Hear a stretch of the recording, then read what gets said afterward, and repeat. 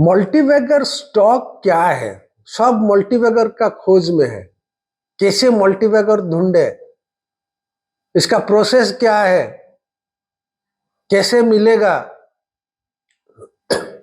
Multibagger क्या होता है? जो कंपनी आपको कंपाउंड करता है हाई रेट में, 20, 25, 30, 50% रेट में कंपाउंड करता है। हम तो पहले देख लिया पास्ट में जो मल्टीबैगर हुआ, जैसे कि आपका इन्फोसिस है, विप्रो है, हेवेल्स है,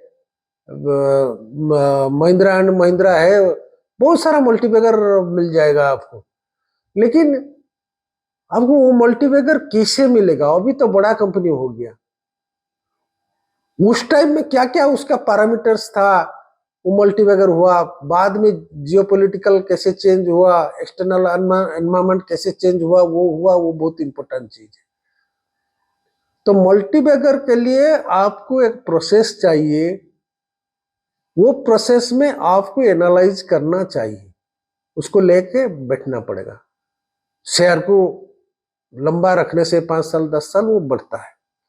10 साल में भी 30-35 स्टॉक 100 गुना हो जाता है। 20 साल में तो कितना हजार हजार गुना होता है, वो हिसाब नहीं है। 50 गुना हो जाता है, 50-60 स्टॉक हो जाता है 50 गुना। 10 साल में 100 गुना हो जाता है, 30-35 तक 100 गुना हो जाता है। तो आपको कैसे अप्रोच करना है मल्टीबैगर ढूंढने के लिए? ट्रेडिंग करने से नहीं होगा, वो बात जान लीजिए। मल्टीबैगर जो वर्ड कॉइन किया था, वो पीटर लिंच कॉइन किए थे, जो मैजिलन फिडिलिटी मैजिलन फंड में जो हेड थे, चीफ एग्जीक्यूटिव ऑफिसर थे, वो कॉइन किए थे। वो one of on wall street जो किताब लिखे थे, वो किताब में पहले मल्टीबैगर्स वर्ड दिए थे। वो मल्टीबैगर वर्ड अभी चल रहा है, वो भी चलेगा। तो मल्टीबैगर ढूंढने के लिए आपको क्या क्या चाहिए? पीटर लिंच वो प्रोसेस अप्लाई करके उसी टाइम में 29-30% कंपाउंड किए थे उनका फंड का अमाउंट पर रिटर्न। 29-30% एवरी ईयर कंपाउंड करते थे, तो वो तब हाईएस्ट रिटर्न था। तो 29-30% रिटर्न होने से आप बहुत बड़ा इन्वेस्टर बन जाओगे। 29-30% का मतलब यही है, अब 10 साल में आपका 1 करोड़ रुपया 13 करोड़ हो जाएगा। 20 साल में 170 करोड़ हो जाएगा, 170 करोड़ हो जाएगा। बट वो हो जाएगा, ठीक है, but what is the process? कौन सा प्रोसेस में जाने से हमारा प्रोबेबिलिटी बहुत हाई होगा मल्टीबैगर से हिट करने से, मल्टीबैगर फाइंड आउट करने से? वो क्या है? बहुत सारा पैरामीटर्स है। जैसे सबसे बड़ा पैरामीटर क्या है? प्रॉफिट बोल रहे? नहीं, प्रॉफिट नहीं है। सबसे बड़ा पैरामीटर्स है सेल्स। सेल्स होगा तो प्रॉफिट आस्ते आस्ते आ जाएगा। बाकी कैपिटल एलोकेशन एफिशिएंसी ठीक रहेगा तो आ जाएगा, लेकिन सेल्स नहीं होगा तो कुछ भी पैरामीटर्स काम नहीं आएगा। बिना प्रॉफिट में भी शेयर बढ़ जा रहा है, जैसे जोमेटो देख रहा है, नाइका देख रहा है, ऐसा जो न्यू एज कंपनी है, प्रॉफिट 10 साल नहीं हो रहा है फिर भी बढ़ रहा है। तो sales is important. Number 1 parameter है सेल्स। सेकेंड पैरामीटर है return ratios, like return on capital employed and return on equity. तो सेल्स ग्रोथ जो है, सेल्स ग्रोथ आपको 25-30% मिनिमम होना चाहिए।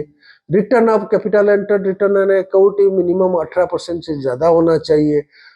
कैश फ्लो, कैश फ्लो देखिए आपका फ्री कैश फ्लो होना चाहिए। नहीं होगा तो, जैसे न्यू कंपनी है, फ्री कैश फ्लो है ना मुश्किल है, इन्वेस्टमेंट कर रहा है, तो ऑपरेटिंग कैश फ्लो अच्छा खासा रहना चाहिए। ज्यादा डेट ऊपर निर्भर नहीं करना चाहिए, ऑपरेटिंग कैश फ्लो बहुत अच्छा होना चाहिए। ये है तीनों main factor: return on equity, return on capital employed and sales और कैश फ्लो। उसके बाद आया ओपीएम, मार्जिन क्या है? बहुत सेल हो रहा है, बहुत प्रॉफिट हो रहा है, मार्जिन नहीं है, इसका बाद क्या होगा ना, आपका स्टेलमेट हो जाएगा, प्रॉफिट स्टेलमेट हो जाएगा, बढ़ेगा नहीं, आपका प्राइसिंग पावर कम है। तो कंपनी का प्राइसिंग पावर चाहिए, ओपीएम मार्जिन ग्रोथ करना होगा, सब ग्रोथ है, सेल्स ग्रोथ करेगा, रिटर्न रेशियो ग्रोथ करेगा, 18% से 19%, 20% ग्रोथ करेगा, एंड कैश फ्लो वो भी ग्रो होना चाहिए, ऑपरेटिंग कैश फ्लो ह्यूज होना चाहिए, अदरवाइज फ्री कैश फ्लो जमता है तो डिविडेंड देता है, तो फ्री कैश फ्लो बढ़ते रहना चाहिए, ओपीएम मार्जिन बढ़ते रहना चाहिए।